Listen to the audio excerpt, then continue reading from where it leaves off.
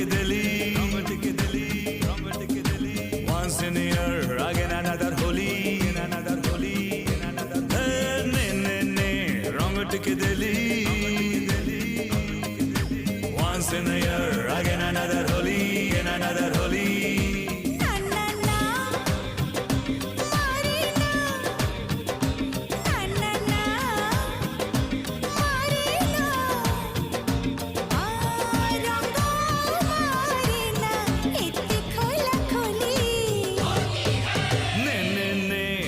टिके दिली